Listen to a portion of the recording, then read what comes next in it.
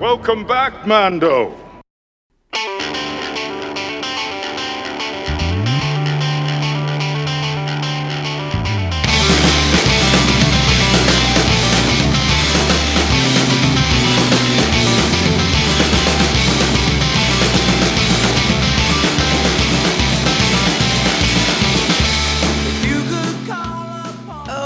Oh, greetings, Bucketheads.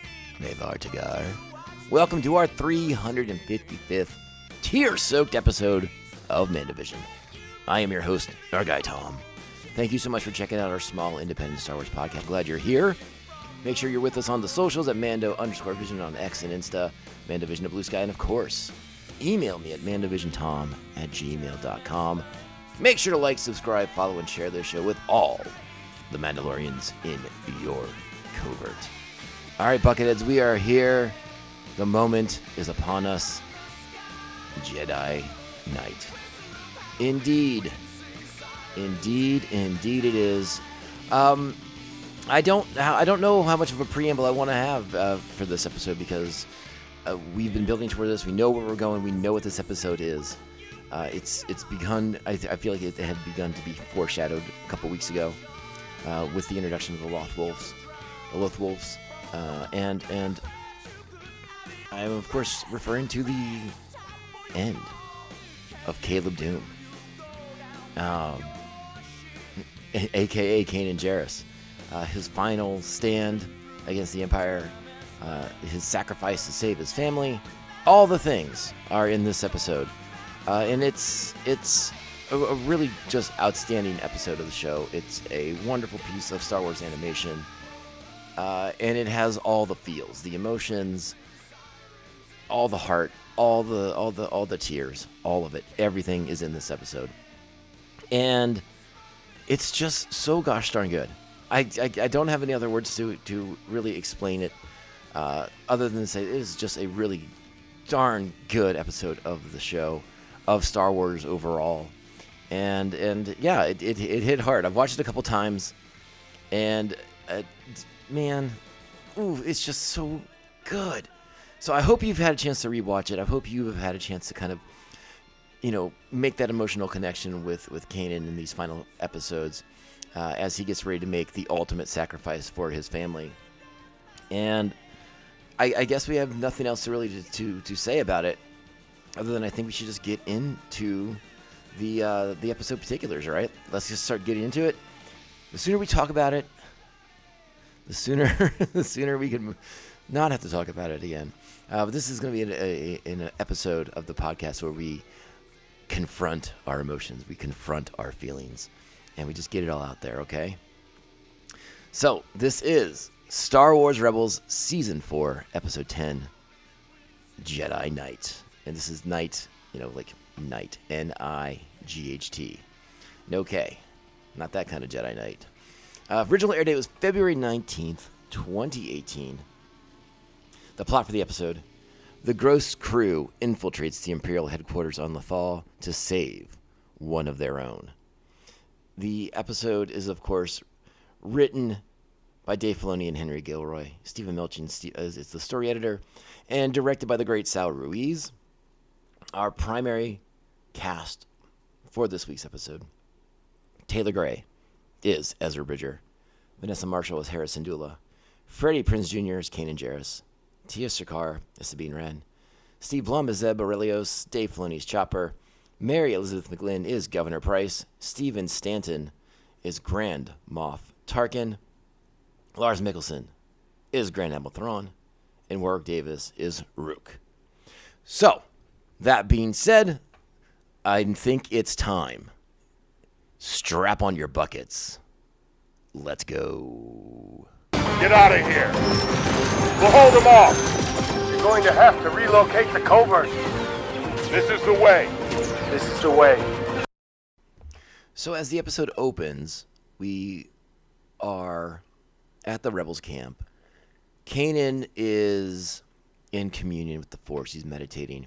He's communing with the Force. He's communing with the Loth Wolves. And I believe Kanan has a fair idea of what is coming. And he seems to be at peace with it. And he comes to the decision that because, I believe that he knows his fate. And as such, he knows that he can't leave this mission. He'd be emotional, wouldn't be able to make the right decisions. So he turns the leadership of this mission over to Ezra. And Ezra comes up with a good plan. But I do like the moments in between where Ezra sort of seems unprepared at first to take on this leadership role, even though we know he's ready for it. But I do like Kanan explaining his point of view on it, that he can't do it. He's worried about making an emotional decision because it's involving Hera. And so he wants to be able to focus on rescuing Hera. And he'll follow the plan, and he'll follow what he needs to do to achieve his goal of rescuing Hera. So everything else comes up to Ezra. And again, I liked Ezra's plan. They make these cool Lothbat gliders so that they can infiltrate the city undetected. It's really fairly clever. Ezra and Sabine will be dressed up as TIE fighter pilots. So they're already wearing the black garb. So, we've seen Lothbats flying all over the place in previous episodes. And now the gliders are designed to imitate them. And the stormtroopers, as they fly, just look right past them, like, oh, Lothbats, whatever. More of the same. So a very interesting plan, unique, and fairly clever. A big moment in this episode, a lot of the things that this episode hinges on, the action and the well, how do I want to put it? The decisions that are made stem from the fact that Thrawn is off the board in this episode, right?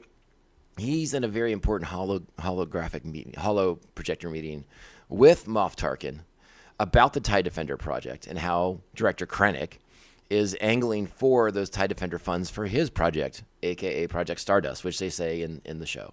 So, again, another firm acknowledgement of Rogue One and the Death Star and all these other things going on. And if you haven't read I want to call it the Thrawn trilogy, but it's like the new Thrawn trilogy, right? Where it's Thrawn in this era and everything he kind of has to go through for the TIE Defender, the battles back and forth to get funding for this project versus funding being diverted for Project Stardust. Very fascinating stuff. And you can find that in those books that Zahn did for this new iteration of Thrawn that is fully immersed in the Empire.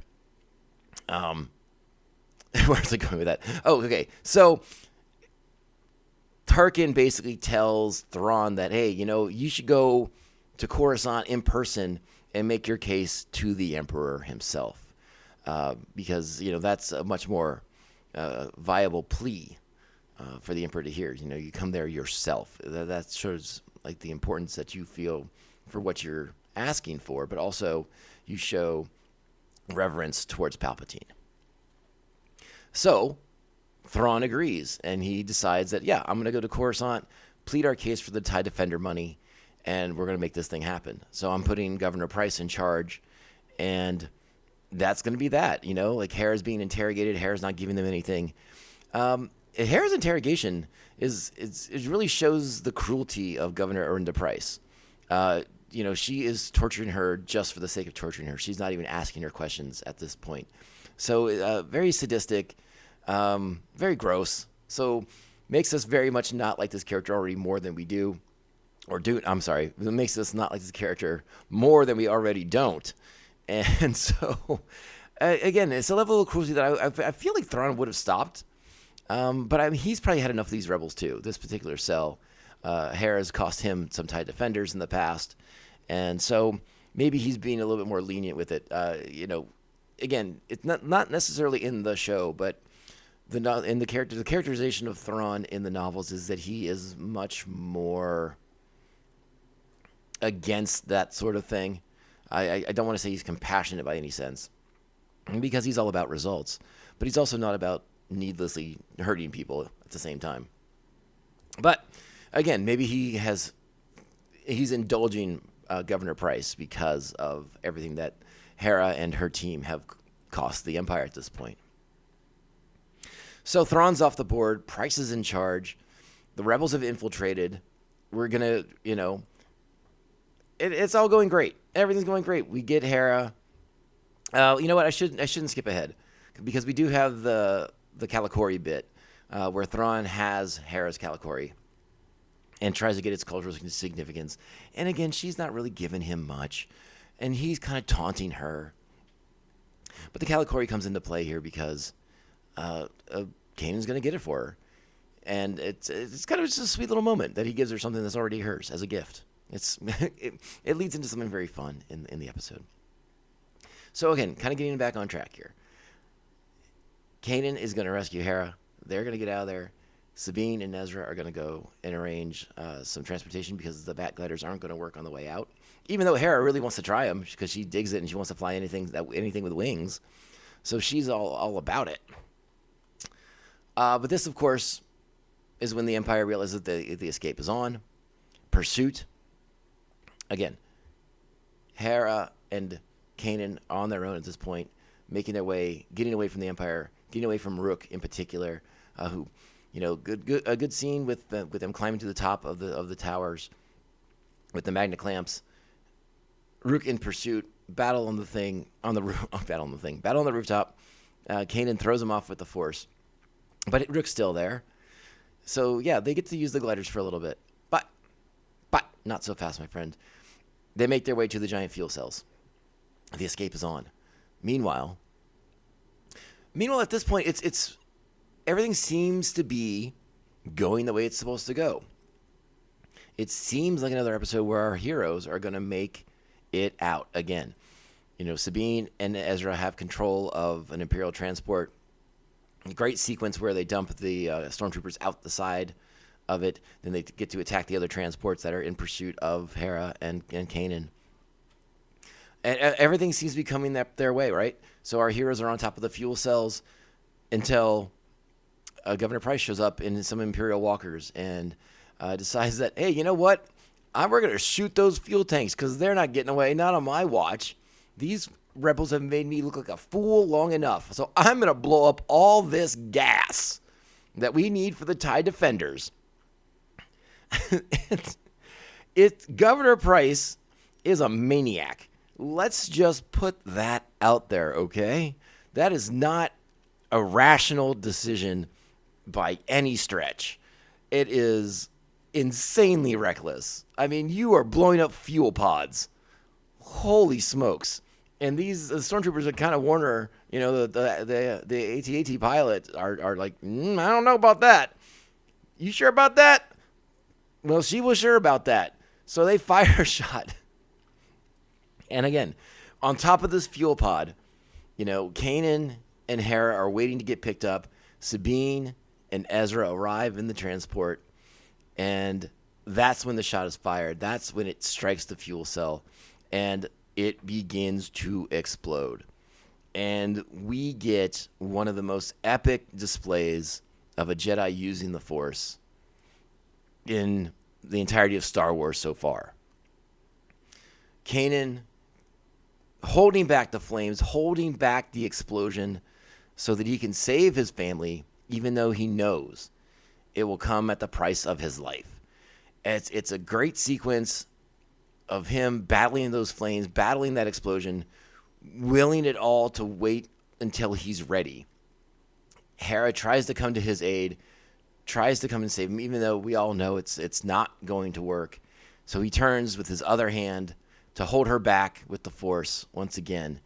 And that is when we see, through his communion with the Force, his connection to the Force, his vision restored, so that he can see with his own eyes one last time Hera, the love of his life, and who had a very touching moment where they confessed their love for each other earlier in the episode. And his sort of adopted children in Sabine and Ezra, as they're all sort of standing back and just abject horror of what's about to happen. And then with the last of his life, as he sees his family and the ones he loves the most, uses the Force to push them away from the explosion before it consumes him and everything else around him. And the tears. That's when the tears really hit them hardest, friends. When he saves his family and sacrifices himself to aid their escape. And that's where the episode ends. The screen goes white with the explosion and the beginning of ash falling from the sky. It's absolutely a gutting moment for our heroes, for everyone around them. And the part of the episode that makes me sad, I won't say the part that makes me the saddest is that it's not everyone there. Zeb isn't there. Chopper isn't there. But I guess you could argue that these are the people that he's closest to. In Sabine, in Ezra, and of course in Hera. It's a brilliant episode. It's absolutely phenomenal. I'm sure if you are on the social medias and you have watched enough reels or TikToks or whatever, you have probably come across whatever genius person it was that took this scene and then used the Like a Prayer version from Deadpool Wolverine as the score for that sequence. And it's so good. It might be one of the most brilliant uses of that song I've seen since that movie. If you haven't had a chance to find that, like I said, it's on the TikToks, it's on the reels. If you're into the socials game, but I mean, don't get me wrong, it hits hard. This episode with Kevin Kiner's score and the incorporation of so many of the Star Wars themes, musical themes, into that sequence, into this episode. But there's something pretty cool about that version of Like a Prayer with it as the background as well. So I do recommend checking that out if you get the chance. The episode's fantastic. It's again, so much of the actions of this episode are dependent on the fact that Thrawn isn't there, because I don't think Thrawn would have done half the things that Governor Pryce did in his stead. So this will all fall squarely on her, and rightly so. And I can't wait to see what the fallout is, and as our heroes begin to recover from this devastating loss of like the father figure that they've had for the duration of this show. And Ezra in particular will be reeling. Hera, again, they finally have confessed their love for each other, even though it's been building for so long. Them putting the words to it was a pretty awesome moment in the episode. And I didn't even talk about how Kanan, he shaves and he cuts his hair and he does all these things, and he's kind of back to being, to me, he's sort of returning to Caleb, right? He's sort of going back to being that Jedi, right? The one who's going to make that sacrifice, the one who's going to lay it all on the line for his family in the way he couldn't when he was a youngling, when he was just a Padawan. And so it's a very interesting visual choice for Kanan. Again, sort of underlining the fact that he feels that this is his end. And they talk about that in some of these moments that Hera and he have. They talk about their first time they met together, which, again, check out that book.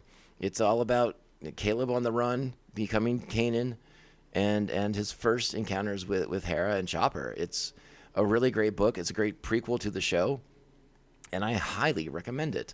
So go check that out. Stellar episode of the show.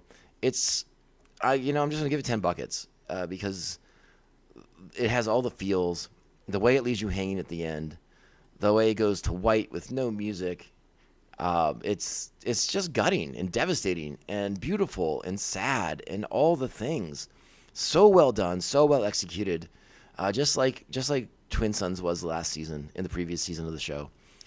Just another stellar piece of Star Wars animation, and showing why people connect to these characters so strongly, why people become attached in the way that Jedi aren't supposed to, because these characters give us the feels. They make us feel the things that sometimes we try to shut out in our lives. So watching this episode just gutted me, left me on the floor crying every single time I watched it. And it's killer. 10 buckets. Just, perfect, great episode of the show. With that being said, we're going to get out of here because I want to get the next episode to you guys as quick as I can. The next episode is Doom, where we sort of pay our respects to Caleb Doom and Kanan's passing and his sort of joining with the Force via the Lothwolves and then the connection that they have shared recently. So I'm really excited to get into that one. And honestly, we have to kind of pick up the pace here a little bit with these final episodes of Rebels because I do want to have this show completed by the time we start on Darth Maul. When Darth Maul Shadow Lord begins on April 6th. I really would like to have Rebels wrapped up, and that is the plan. That week that Maul drops should be the last episode of our Rebels rewatch, and then we'll get into Maul and cover Maul from there on out. And then there's a very strong possibility that we'll also get into a Mandalorian rewatch as well. But we'll see how scheduling works on that particular topic. At the very least, I will be rewatching The Mandalorian on my own and discussing with you guys some of my observations from the rewatch. But I'd like to get a little bit more let's revisit the whole thing for the pod. That's where my head's at on that. All right, Bucketheads, go out there, be great, kind, supportive, understanding, respectful, and patient Star Wars fans with all the crazies around you. We are the positive members of the Star Wars community, and we are the ones who control the narrative, darn it. No toxicity. We're here, and we love each other, and we support each other. Even if we have crazy Star Wars takes, we still love and support each other. Go out there and do it, all right? Just be that person, all right? We'll be back next week. Another exciting, not next week. We're going to be back sooner than that, okay? Like I said. And get ready for a bonus show as well. There's a particular topic I want to get into. I feel like it's worthy of a bonus show, maybe 10, 15 minutes long, something like that. So, let's just go. Follow me on the socials, Mando_Vision on X and Insta, MandoVision at Blue Sky. You can email the show, MandoVisionTom@gmail.com. This is, of course, the MandoVision podcast, and I am your host, Nargai Tom. Thank you so much for liking, subscribing, following, and sharing the show with all the Mandalorians in your covert. And if you have the time and the inclination, please, sweet 5-star reviews. All right, Bucketheads, we'll be back very soon.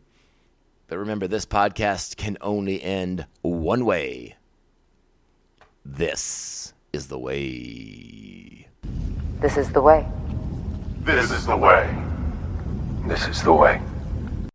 You expect me to search the galaxy for the home of this creature and deliver it to a race of enemy sorcerers? This is the way. I will start my operations here and pull the rebels apart piece by piece. They'll be the architects of their own destruction.